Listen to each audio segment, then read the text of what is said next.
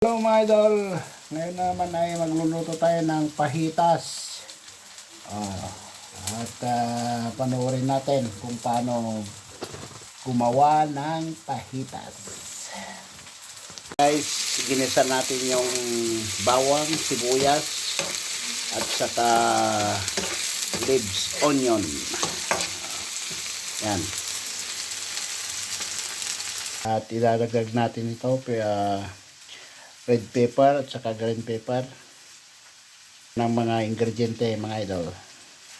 Karne de baka at saka baboy, yan yung sanosador at saka red beans.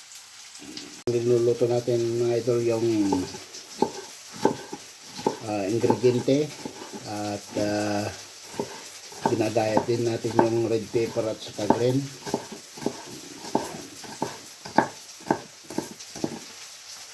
Yung red at saka green pepper. Ayan.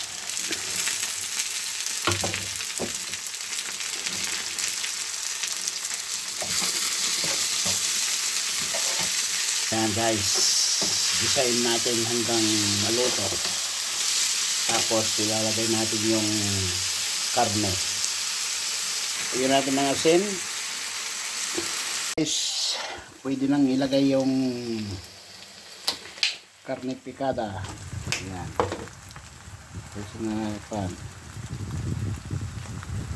Yan, halo natin guys. At hanggang maluto. Lagyan na natin ng kaunting kumino. Pimentong dulce.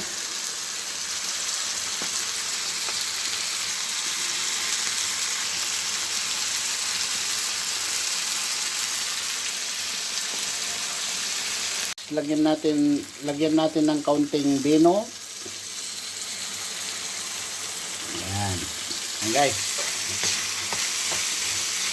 Tapos ilagay na natin yung beans. Lagyan na natin guys.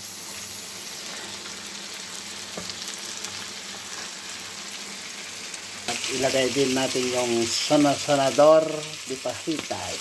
Yan. Lagyan natin ng kaunting sili. Salsa tomate. Kaunti. Yan. Yan na guys. Malapit nang maluto yung ating pahitas. So, yan. Idol. Yan, luto na yung first part na kuwan natin, yung pahitas. At kuwan na natin yung apoy. Yes, yan, ito pa yung isang ingrediente guys.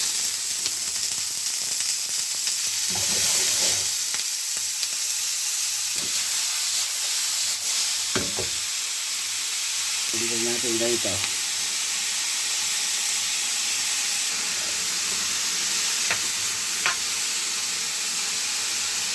Ayan. Ito na.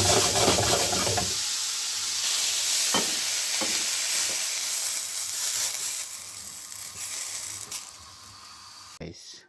Yan. Lagay na natin yung pahitas. Yan. Yan.